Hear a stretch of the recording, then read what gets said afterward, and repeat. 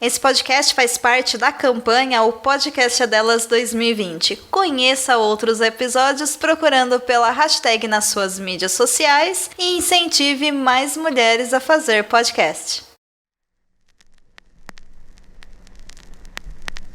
E é feito de tinta acrílica, né? Orgânica. Tudo muito orgânico, muito natureza. E não pode tocar, tá? Don't touch, it's art. Romero Brito? Se eu tô chamando? Catrina? É óbvio, velho. Vai doer pra caralho meu braço, velho. Guarapari e Búzios é minha arte. E o Brito? Romero Brito? Minha vida acabou. É de ruim? Eu não sei nem onde eu tô, velho.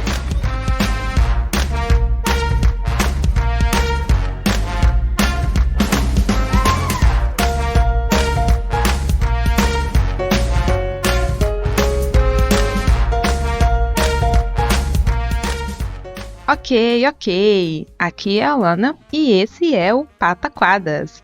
Pataquada, que significa presepada, palhaçada, tolice, traquinagem, fazer arte.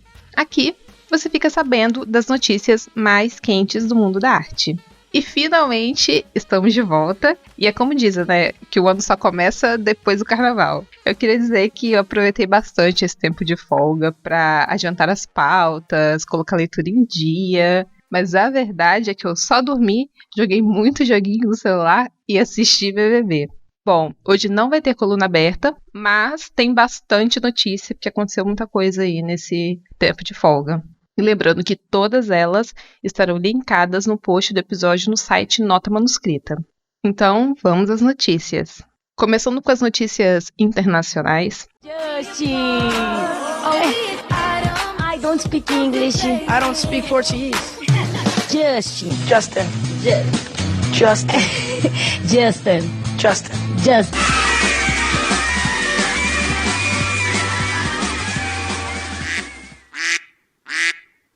No dia 28 de dezembro, um homem foi acusado e preso pelo ataque à obra de Pablo Picasso, de 1944, Busto de uma Mulher.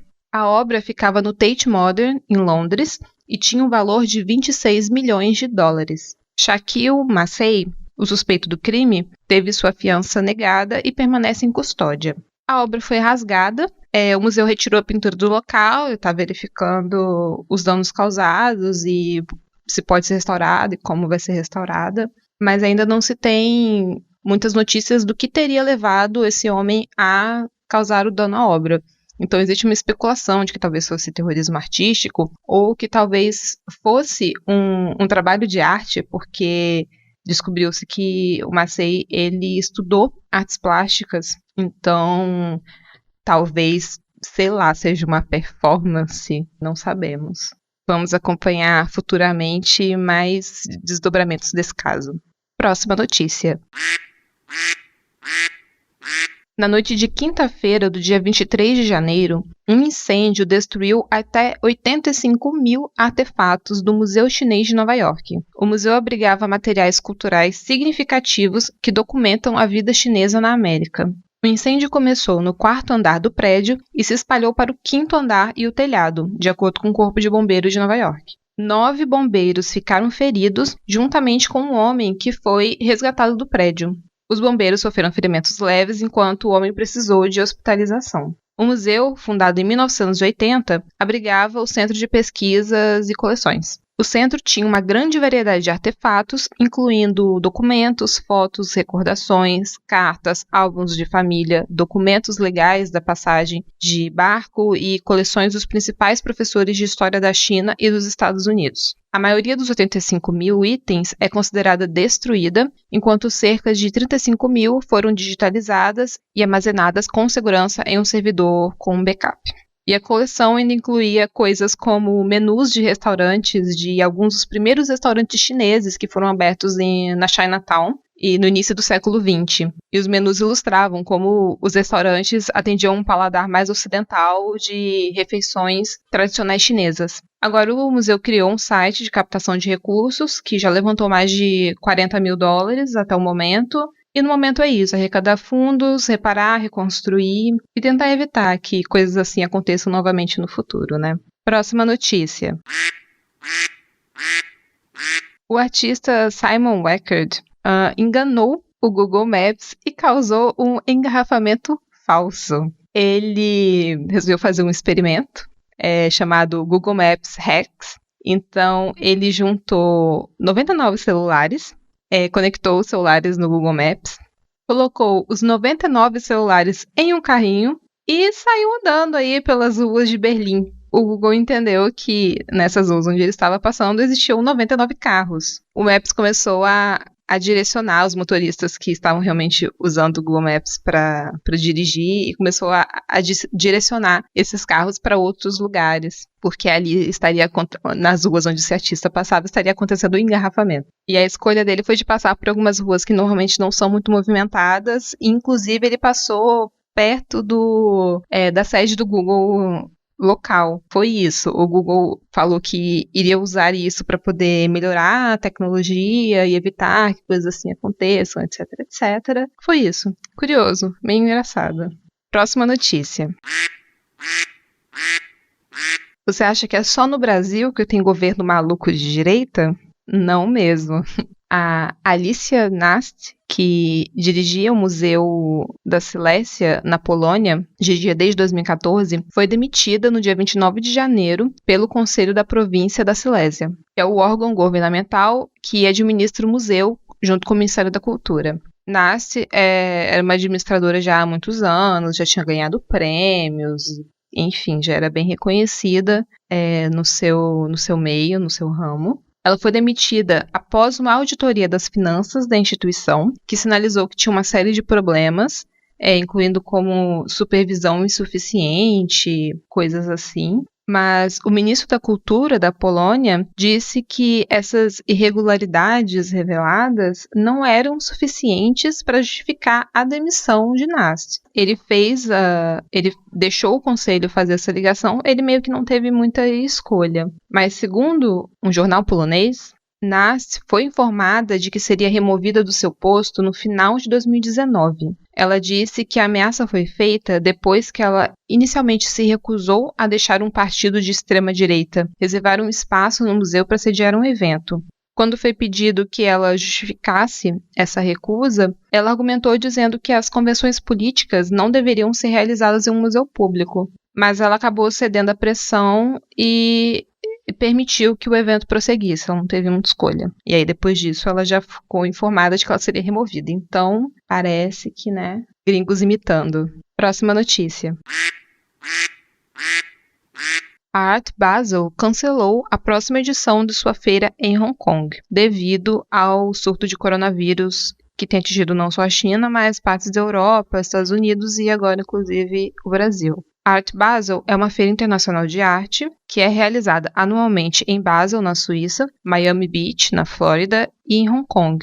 A feira tem o propósito de vender obras de artistas tanto consagrados quanto emergentes. E bom, vocês têm acompanhado o coronavírus, os casos de coronavírus, então são vários eventos sendo cancelados, locais fechados, enfim. Essa é uma feira anual. Essa de 2020 foi cancelada, mas por enquanto se mantém de 2021.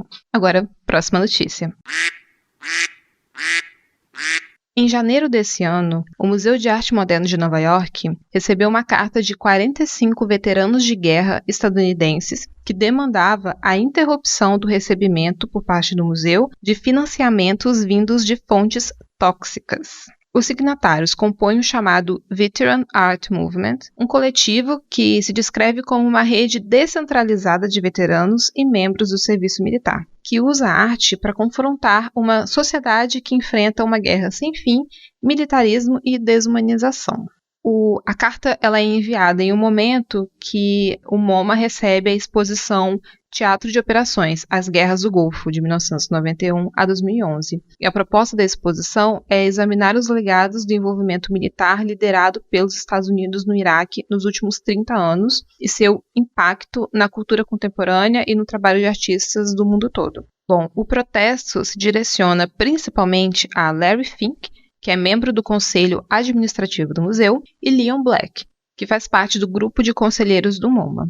Eles são, respectivamente, ligados à companhia BlackRock, que é uma empresa gestora de recursos que é considerada uma das maiores do mundo e que investe, inclusive, em complexos prisionais privados, e a Constellium Holdings, que é uma empresa de segurança privada que anteriormente era conhecida como Blackwater, que teve um papel importante na guerra liderada pelos Estados Unidos no Iraque. E para você que acompanha Pataquadas, sabe que essas reivindicações chegaram em um momento em que muitas outras reivindicações e protestos parecidos têm acontecido nos Estados Unidos. E eu vou citar aqui o Pataquadas 10, que fala do caso do Warren B. Kenders, que foi vice-presidente do Whitney Museum, mas ele foi afastado depois de vários protestos, porque ele era ligado à Safariland, que é uma fabricante de material militar, que produz, inclusive, bombas de gás lacrimogêneo, que foram usadas em manifestações contra imigrantes na fronteira entre Estados Unidos e México.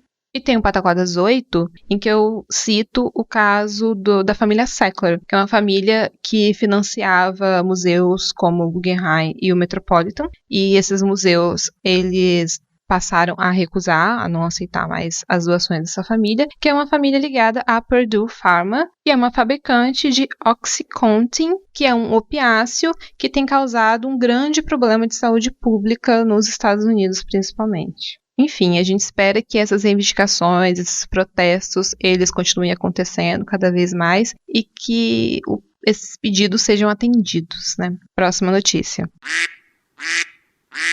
A Câmara dos Deputados nos Estados Unidos aprovou um plano para construir um museu de história das mulheres. Enquanto instituições culturais nos Estados Unidos organizam uma programação de comemoração ao centenário da 19ª emenda, que concedia às mulheres o direito ao voto, a Câmara dos Deputados votou agora a favor do estabelecimento de um museu dedicado à história das mulheres. A legislação foi aprovada no dia 11 de fevereiro, vem mais de 3 anos após a abertura da mais nova edição da Smithsonian, o Museu Nacional de História e Cultura Afro-Americana. Carolyn Maloney é representante do 12º Distrito Congressional de Nova York. Foi ela quem introduziu essa legislação. Ela tentou a primeira vez em 1998, ela ganhou alguns patrocinadores, mas o projeto não conseguiu avançar na época. Em 2014, o Congresso estabeleceu uma nova comissão, a Comissão do Congresso de História da Mulher, para avaliar se a América precisava mesmo, né, de um museu dedicado às contribuições das mulheres e, enfim, responder coisas como, né, o que vai existir nessa instituição, o que vai ter na coleção, como vai ser financiado, coisas do tipo. Bom, agora o projeto aguarda a aprovação do Senado e, se for aprovado, o próximo passo é determinar as fontes de financiamento, né, conseguir recursos. Bom, pelo menos por enquanto, parece ser uma notícia positiva. Vamos aguardar. Próxima notícia. No Pataquadas 4, que foi de janeiro de 2019, eu comentei aqui sobre um artista russo, o Pavlensky, que ficou famoso por atos radicais, como, por exemplo, pregar o seu saco à Praça Vermelha de Moscou, cortar partes da sua orelha e, enfim, ele tacou fogo no Banco da França e foi sentenciado a 3 anos de prisão em Paris. Acabou que passou 1 ano em prisão preventiva e depois teve a prisão suspensa, teve que pagar uma multa. Bom, agora ele foi alvo de notícias de novo na França, porque ele vazou vídeos do político Benjamin Griveaux fazendo sexo.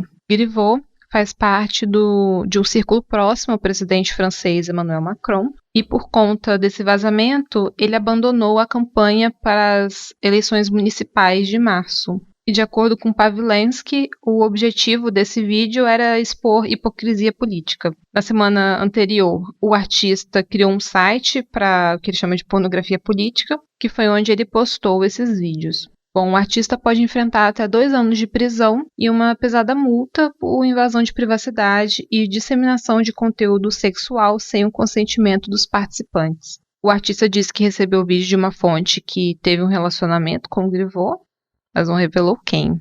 Agora a próxima notícia.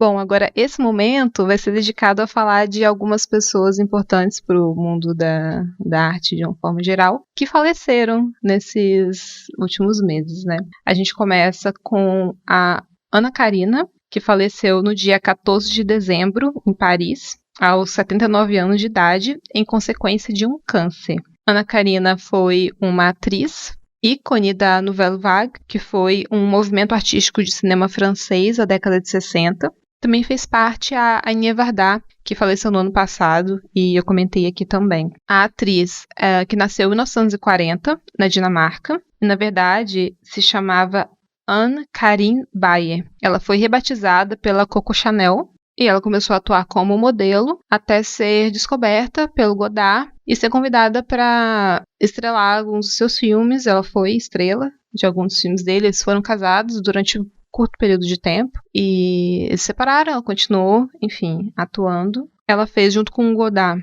O Pequeno Soldado em 1963 e posteriormente também fez Uma Mulher é uma Mulher, que ela ganhou um prêmio de interpretação na Berlinale de 62. Também fez Viver a Vida, Banda Pá, Alphaville e Demônio das 11 Horas. No Festival Lumière de 2017, onde ela recebeu homenagem por toda a sua carreira, ela também se declarou categoricamente a favor do Me Too e disse que o que o Weinstein fez é nojento, uma vergonha, mas ele não é o único.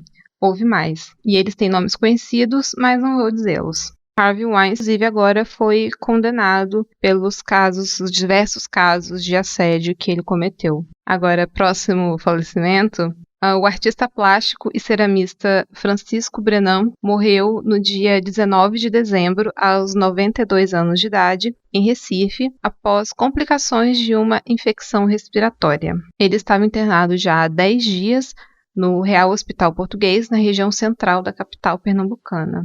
Brenan ficou conhecido por suas esculturas gigantescas e foi responsável pelos monumentos de um dos principais pontos turísticos de Recife, Parque das Esculturas. A principal obra no complexo é a Torre de Cristal, com 32 metros de altura e confeccionada em argila e bronze. O ceramista, pintor, escultor, ilustrador, gravador e desenhista Francisco de Paula Coimbra de Almeida Brenan nasceu no Recife em 11 de junho de 1927. Em 1943, para concluir o segundo ciclo do colegial, ele foi estudar no Colégio Oswaldo Cruz e, em 1945, ele foi convidado pelo seu colega de classe, Ariano Suassuna, para ilustrar poemas publicados no jornal literário do colégio. Em junho de 2017, ele recebeu a Medalha do Mérito Capibaribe, a maior comenda oferecida pela Prefeitura do Recife, pela sua contribuição para a cidade. No mesmo ano, foi homenageado com a Medalha do Mérito Guararapes, Gran Cruz, principal honraria do estado.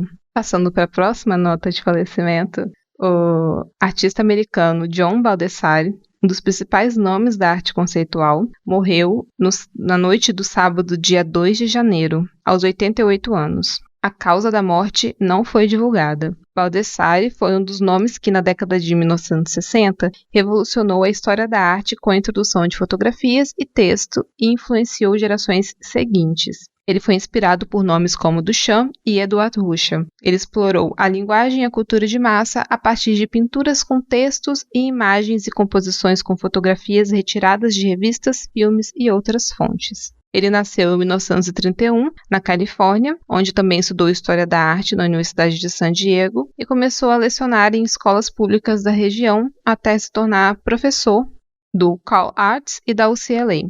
Bom, pelo que eu pesquisei aqui, ele faleceu em janeiro, mas até agora não revelaram a causa da morte, não sei porquê. Mas, enfim, mistério.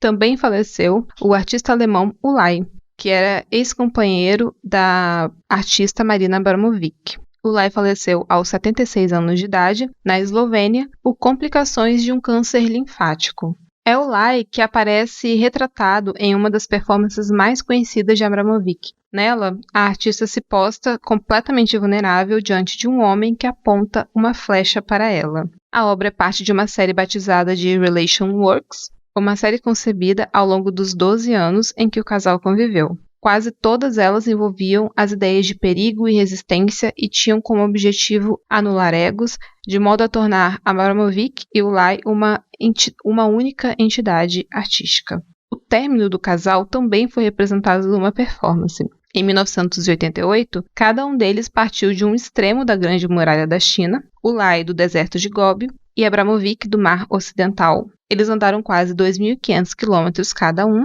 e, ao se encontrarem no meio do caminho, se despediram. O Lai começou sua carreira no fim dos anos 60 em Amsterdã e antes e depois de sua parceria com Abramovic, ele baseou sua prática na fotografia, encarada como um instrumento de investigação e transformação da identidade. E um dos seus trabalhos mais famosos é uma série de autorretratos em Polaroid em que ele se automutila.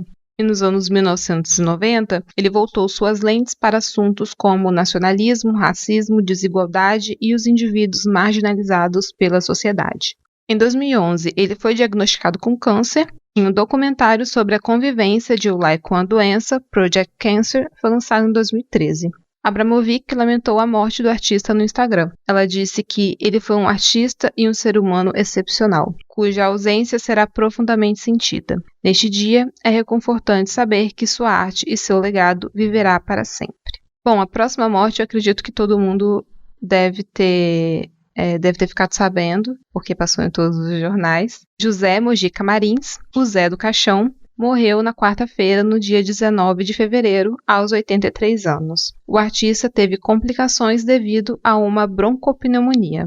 Marins nasceu em São Paulo em 13 de março de 1936. Os pais eram de origem espanhola e eram artistas de circo. O pai chegou a ser gerente de cinema, o que permitiu ele, quando criança, se envolver com cinema e se apaixonar, até que, aos 12 anos, ele ganhou uma câmera.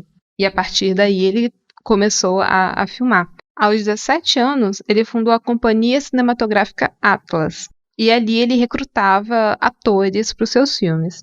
Ele fazia filmes de aventura, faroeste, drama, mas o que deu notoriedade para ele foi realmente o terror. E foi em 1963 que ele lançou o filme A Meia-Noite Levarei Sua Alma. E ali a gente tem o nascimento desse personagem Zé do Caixão, conhecido nos Estados Unidos como Coffin Joe. Depois de A Meia-Noite, ele lançou Esta Noite Encarnarei no Teu Cadáver. E em 2008, ele concluiu essa trilogia com o filme A Encarnação do Demônio, que teve um orçamento de R$1 milhão, que é o mais elevado orçamento de um filme do Zé do Caixão. Teve direito a figurinos chiques criados pelo estilista Alexandre Retkovich. Marins foi convidado para o Festival de Veneza e apresentou seu filme A Meia-Noite, claro. E além dessa figura folclórica, não é, que virou o Zé do Caixão, o José Mojica, ele é muito importante para o nosso cinema, e não só o cinema nacional, ele era mundialmente reconhecido. Bom, agora acabaram as nossas notas de falecimento e vamos às notícias nacionais. Vamos mostrar cultura para esse povo? Vamos, faz um gritinho aí para nós.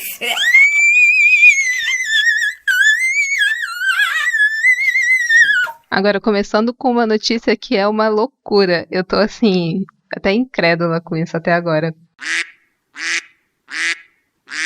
A arte pré-histórica preservada durante séculos em uma parede na cidade de Diamantina, em Minas Gerais, já não existe mais. Foi apagada, ou melhor, pintada de branco para compor o cenário da minissérie bíblica Rei Davi, da Record. Quase 10 anos depois da gravação de uma das minisséries que se tornaram um filão de sucessos na teledramaturgia e o segredo da emissora para alavancar a audiência, a emissora foi condenada em segunda instância a pagar R$2 milhões por ter coberto com tinta a parede com arte rupestre. Cara, a estupidez humana ela é sem limites, realmente.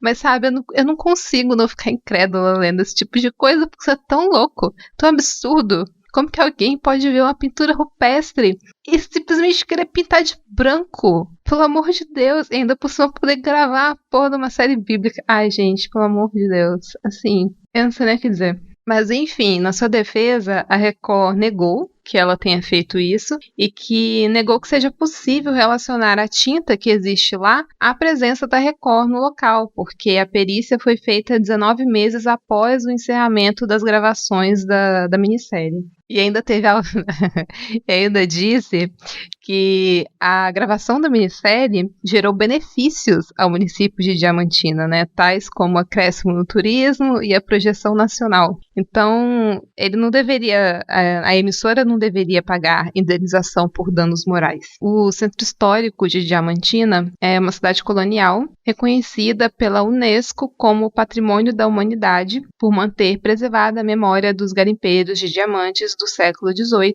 mas as pesquisas realizadas pela Universidade Federal de Minas Gerais e pela Universidade Federal dos Vales do Jequitinhonha e Mucuri apontam que Diamantina e os municípios do entorno têm uma história muito mais antiga a ser explorada. A Serra do Pasmar foi considerada de alto potencial arqueológico, segundo trabalhos do professor Andrei Snardes, da UFMG. Escavações encontraram pinturas rupestres e vestígios líticos dos grupos pré-históricos que habitaram a região há até 11 mil anos. Indícios mostram que a área pintada pela Record tem registros arqueológicos de até 4 mil anos antes do início da invasão colonial. O pesquisador disse que em toda a região existe cerca de 220 sítios arqueológicos registrados. Cara, é tão doido que, assim, Bom, a Record recorreu, enfim, ela não quer pagar, obviamente. E o valor a ser pago também foi um tema de discussão. Por exemplo, para uma desembargadora,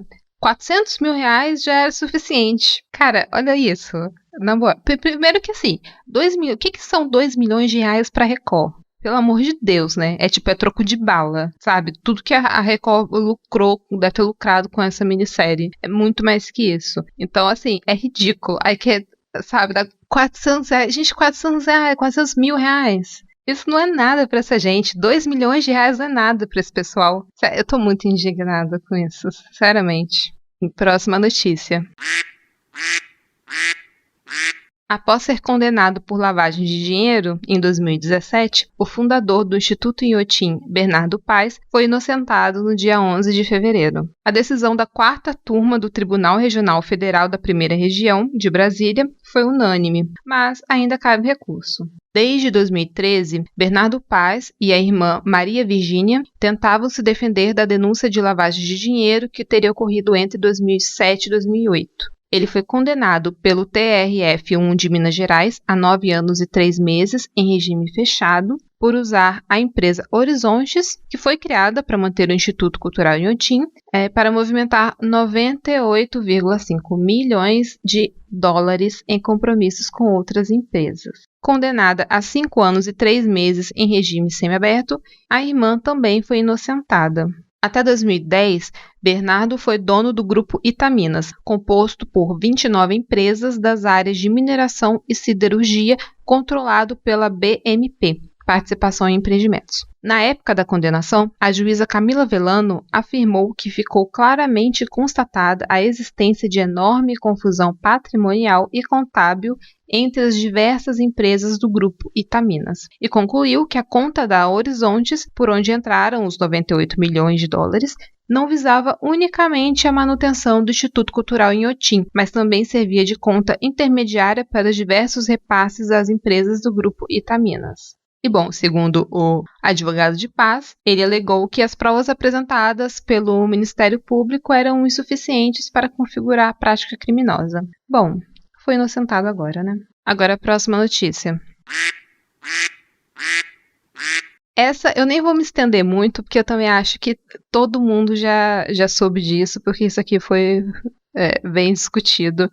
Que foi o caso do secretário especial da Cultura, Roberto Alvim, que copiou uma citação do ministro de propaganda da Alemanha nazista, Joseph Goebbels. Enfim, né, o vídeo que ele criou para divulgar o Prêmio Nacional das Artes, um projeto no valor de 20 milhões de reais, e tem, digamos, diversas semelhanças com o discurso usado pelo ministro nazista. Todas aquelas bobagens de não é arte heróica, não sei o que, tudo aquilo que eu tenho comentado, né, já nos últimos pataquadas, esses discursos dele de arte nacional e, enfim, defesa da família, etc, etc. O discurso era sobre isso também. Mas, pegando aqui a citação exata do Goebbels, o líder nazista afirmou que a arte alemã da próxima década será heróica, será ferreamente romântica, será objetiva e livre de sentimentalismo, será nacional com grandes patos e igualmente imperativa e vinculante, ou então não será nada.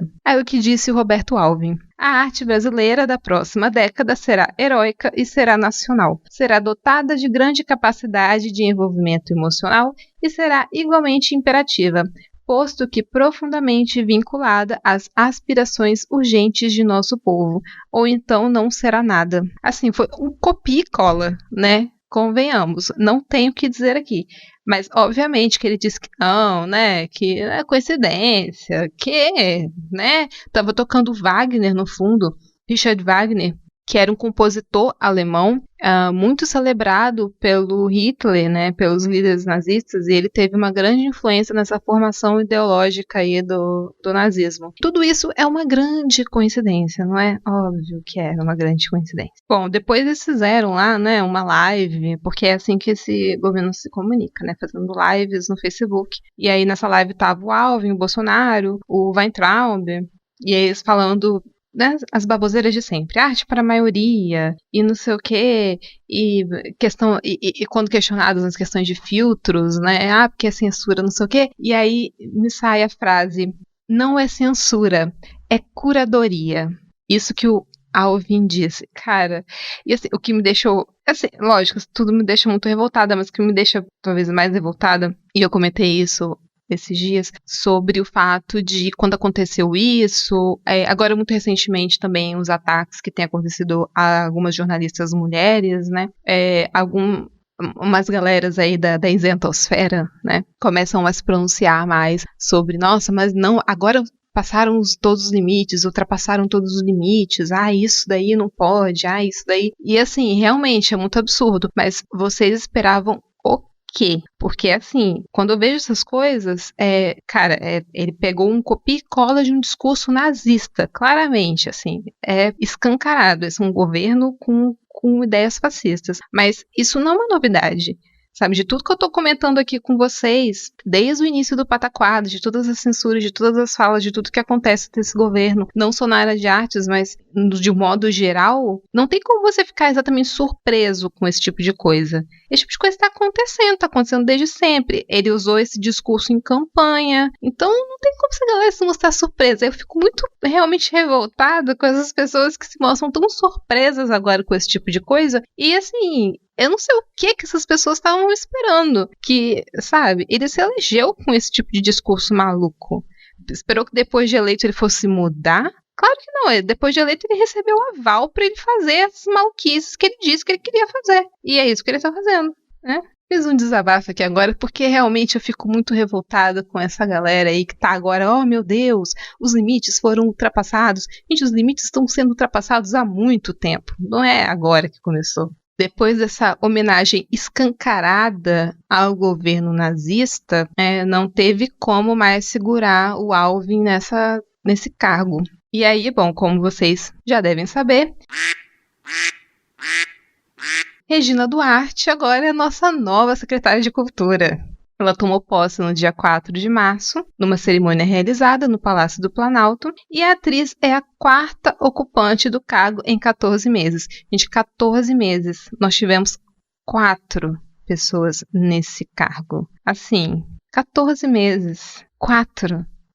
Fazendo aqui uma recapitulação, a gente teve primeiro Henrique Pires, depois passamos para José Paulo Martins, temos então Roberto Alvim, e agora, Regina Duarte. De acordo com o Ministério do Turismo, pasta a qual a secretaria está vinculada, depois que o Ministério da Cultura acabou, Regina Duarte vai comandar um orçamento de 2 bilhões de reais em 2020. E nas negociações que ela teve com o Bolsonaro, ficou acertado que ela teria carta branca sobre o órgão, em que ela teria autonomia, poderia indicar quem ela quisesse, e assim, né, meio que ele deu essa carta branca para todos os ministros dele, né, mas no final das contas, né, a gente sabe que se alguém se dispõe ali com ele e tal, ele vai e exonera, e ele não tá nem aí. E bom, no mesmo dia que Regina tomou posse, ela já chegou exonerando 12 dirigentes da Secretaria de Cultura. E dentre esses 12 nomes, nós temos o nosso querido Dante Mantovani. Para quem não se lembra, foi aquele cara que gravou um vídeo dizendo que o rock leva ao aborto e ao satanismo.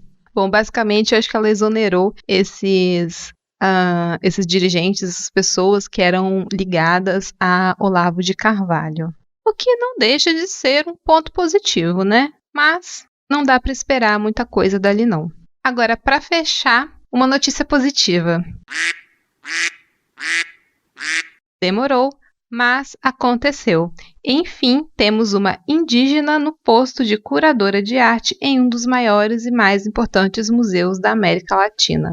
Doutoranda em Antropologia Social pelo Museu Nacional da Universidade Federal do Rio de Janeiro, Sandra Benites, da etnia Guarani-Nhandeva, acaba de ser contratada pelo MASP. A contratação fortalece a presença de vozes e arte indígenas no programa do museu e sua presença será especialmente crucial em 2021, ano em que o MASP dedicará toda a sua programação às histórias indígenas ao redor do mundo, contando curadores de povos locais para compor a exposição. O projeto recentemente ganhou o fomento do Sotheby's Prize, que visa reconhecer excelência curatorial e apoiar exposições que exploram temas subrepresentados ou negligenciados da história da arte. E vale mencionar também que Sandra Benites trabalha desde 2004 com educação indígena. Ela foi professora de arte em uma escola do ensino fundamental em Aracruz, no Espírito Santo, na comunidade Guarani, entre 2004 e 2012, e foi coordenadora pedagógica na Secretaria de Educação em Maricá, no Rio de Janeiro, assessorando escolas indígenas. E ela também tem no seu currículo algumas curadorias em exposições como Jaguatá-Porã, no Rio de Janeiro, e também coautoria na exposição sobre lideranças indígenas no Sesc Ipiranga, que vai ser realizada agora em 2020. Adriano Pedrosa, diretor artístico do MASP, disse que essa é uma virada para o MASP e também para o cenário museológico como um todo.